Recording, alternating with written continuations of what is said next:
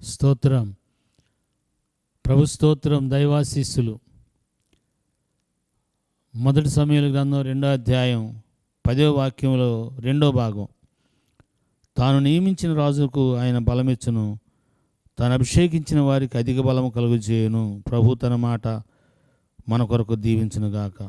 Hannah ప్రవచించిన వాక్కుల్లో చివరి మాట, బలము మహాబలము ఎక్కడి నుంచి రాదు, దేవుడు అభిషేకించిన వారికి అది వస్తని తల్లిగారు మాట్లాడారు. యెహోవా యందు నాకు మహాబలము కలిగిన మొదటి వచనాల్లో మాట్లాడిన ఆ మర్మాన్ని 10వ వచనంలో యెహోవా ఎవరినైతే ఏర్పరచుకుంటాడో వారికి మహాబలం కలుగుద్ది. హన్నాని దేవుడు ఏర్పరచుకున్నాడు, అందుకే మహాబలం కలిగింది. అధిక బలం, మహాబలం. రాజులకు బలమిచ్చేవాడు ఆయనే, తాను నియమించిన రాజులకి. తాను నియమించని రాజులు ఉన్నారు, పేరుకు రాజులే, వారికి బలం ఉండొచ్చు, యుద్ధతాంత్రాలు తెలిసి ఉండొచ్చు, బలంగా ఉండొచ్చు. కానీ దేవుడు నియమించిన రాజులకి దేవుడే బలం ఇస్తాడు. నిన్ను నన్ను దేవుడు నియమిస్తే నా బలం దేవుడే, నా బలహీనతల్ని బలంగా మార్చగలిగిన వాడు కూడా దేవుడే. తను అభిషేకిస్తే ఆ అభిషేకం వల్ల అధిక బలం కూడా ఇచ్చే దేవుడే. మహాకృపచేత నవంబర్ 9వ తారీఖుకి నిండుగా 70 సంవత్సరాలు నిండి 71వ సంవత్సరం మొదటి రోజులో ప్రవేశిస్తా. అంటే ముందే రికార్డింగ్ అవుతూ ఉంది. బలం మానవుల ఆయుష్ 70, అధిక బలం ఉంటే 80. ఈ అధిక బలం దేవుని చిత్తంలో ఉండి బలంగా ప్రార్థనాత్మతో పరిశుద్ధాత్మ శక్తి ఉంటే దేవునికి ఉపయోగపడుద్ది. దేవుణ్ణి ప్రసిద్ధి కలుగజేయటానికి యెహోవా మందిరంలో నాటబడిన వారు చిగురు పెట్టి ఫలిస్తారు. మంచిదే, ఫలిస్తాం, మంచిదే. అది అధిక బలం 70 దాటిన తర్వాత. ఈ 70 దాటిన తర్వాత చాలామంది ఉన్నారు. మా ఊర్లో చాలామంది ఉన్నారు, చాలా ఊర్లలో చాలామంది ఉన్నారు. ఏది ప్రభు అభిషేకించకపోయినా 90-80 సంవత్సరాలు బ్రతికేవారు కూడా ఉన్నారు. నేను ఒక వెంకటయ్య గౌడ్ అనే ఆయన సాక్ష్యం విన్నాను. ఆయన హిమాలయ పర్వతాల్లో అఘోరాలను కలిస్తే ఒక అఘోరా 350 సంవత్సరాలంట. ఒక అఘోరా. ఈయన ఒక శ్లోకం అడిగాడు, దాని అర్థం చెప్పమంటే ఈ భూమి మీద ఆ శ్లోకం ఎవరికి అర్థం తెలియదు అన్నాడంట. నీకు అది తెలియాలంటే బైబిల్ చదవమన్నాడంట. 350 సంవత్సరాలున్న ఆ మహర్షి. దేవుని పిల్లలారా, ఆలోచించండి. మనకి ఏదైనా ఉంది అంటే, బలం కలిగి ఉన్నామంటే, క్షేమంగా ఉన్నామంటే అది దేవుడిచ్చిన బలమే. అభిషేకిస్తే, అభిషేకించకుండా బలం లేదా? మంచి మంచి పదార్థాలు, కూరాకులు, రకరకాల పదార్థాలని లిమిట్గా తింటున్నారు. చాలామంది చెప్తున్నారు, ప్రకృతి వైద్యం చెప్తున్నారు. ఎంతోమంది ఎక్కువగా సంవత్సరాలు దీర్ఘాయుష్ కలిగి ఉండటానికి ప్రయత్నం చేస్తున్నారు. బాగాపోతే ఆసుపత్రులు పెరిగేది బతకాలని. కానీ మనల్ని కనుక దేవుడు అభిషేకిస్తే, నాకు ఇక్కడి నుండి ప్రతిరోజు దేవుందే, నాది కాదు. గతంలో ఇన్ని సంవత్సరాలు ఇచ్చినా కానీ ఎప్పుడు కూడా పరిపూర్ణంగా దేవుని మహింపరిచిన స్థితి లేదు.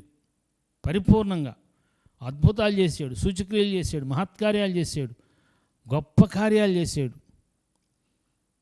బైబిల్ గ్రంథంలో ఎలాంటి కార్యాలు, ఫోన్లో ప్రార్థన చేస్తే ప్రభువారు ప్రార్థన చేయించి రక్తస్రావ రోగం కలిగిన ఒక బిడ్డను స్వస్థపరిచాడు. ఫోన్లో అమర్తూరులో నుండి బెంగళూరు ఫోన్ చేస్తే బెంగళూరులో బిడ్డ బాగుపడి, ఇక్కడ చందూరులో ఒక బిడ్డ కొరకు ప్రార్థన, నేను వాక్యం చెప్తా ఉన్నాను, కళ్ళు తెరిస్తే ఒక బిడ్డ తల మీద నాగుమాం ఆడుతుంది. కళ్ళు తెరిసే ఉండ భక్త పౌలు గారు కొత్త నిబంధనలో వాడికి స్వస్థ పొందే విశ్వాసం ఉందని చూస్తూ ఉన్నాడు, వాక్యం చెబుతానే ఉన్నాడు. కంచెర్లపాలెంలో మా రక్త సంబంధంలో ఒక ఆమె నాగదేవత పూని ఇళ్ళ చుట్టూ ఇంటి చుట్టూ మోకాళ్ళ మీద ప్రదక్షిణ చేసేది. ఒక్క ప్రార్థనతో ప్రభువారు మార్చాడు. ఎన్నో కార్యాలు చేశాడు. కానీ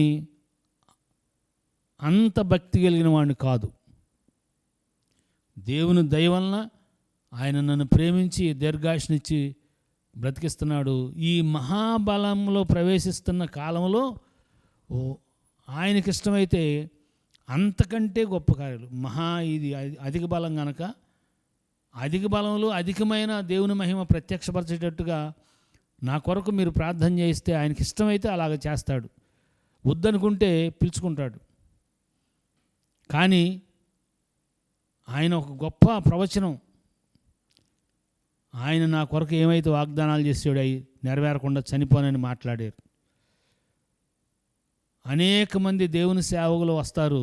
400 మంది దావీదు గారి దగ్గర సమకూర్చబడ్డారు. 22వ అధ్యాయం 1 సమూయేలు గ్రంథం 1వ వచనంలో అప్పులు ఉన్నవాళ్ళు, బాధలు ఉన్నవాళ్ళు, ఇబ్బందులు ఉన్నవారు, సమాధానం లేనివారు, అలాంటి వారు వస్తారు. ఇప్పటి వరకు అనేక మంది వచ్చారు, గొప్పవారు అయ్యారు. కొన్ని మందిరాలు వేల మందిగా మార్చబడ్డాయి. అపవాది చేతుల్లోకి వెళ్ళి కూడా కొన్ని ఉన్నాయి. కొంతమంది బలపరచబడి అద్భుతంగా వాడబడుతున్నారు. చాలా కార్యాలు, చాలామంది మేలు పొందారు. చాలామందికి దేవుడు మేలు చేశారు. మేలు పొందిన వారు ఇప్పుడు యుద్ధ ప్రాతిపదికన నాకు వ్యతిరేకంగా కూడా పనిచేస్తున్నారు. స్తోత్రం. ఇవన్నీ మన మేలు కోసమే. అధిక బలంలో దేవుడు ఏం చేయబోతున్నాడు? అధిక బలంలో అధికమైన కార్యాలు చేయాలంటే నేను అధికంగా దేవుని దగ్గర కనిపెట్టాలి, అధికంగా ప్రార్థన చేసుకోవాలి, అధికంగా పాపం చేయకూడదు, అధికముగా పరిశుద్ధత కోసం పరిశుద్ధాత్మ దేవుని బ్రతిమలాడుకుంటూ యేసయ్య రక్తాన్ని ఆశ్రయిస్తూ సాగిపోతూ ఉంటే తప్పక అంతకుముందు జరిగిన కార్యాల కంటే అద్భుతమైన కార్యాలు దేవుడు చేయగలుగుతాడు. అది అందరి ఎడల యేసయ్య యొక్క ఉద్దేశం. నాకంటే మీరు గొప్ప కార్యాలు చేస్తారు. యేసయ్య కంటే ఏం చేస్తామండి?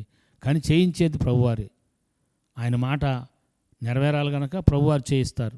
దేవుని పిల్లలారా, మీ జీవితంలో అధిక బలంలోకి రావాలని, అధికంగా దేవుని మహింపరచాలని, అధికంగా మీరు దేవుని ఆనందించాలని, ఎలాంటి స్థితిలోనైనా దేవుని సంతోషపెట్టే అధికమైన బలము, సంతోషం, అభిషేకం మీ అందరి మీదకి రావాలని నా ప్రార్థన. నా కొరకు కూడా మీరు ప్రార్థన చేస్తున్నందుకు వందనాలు.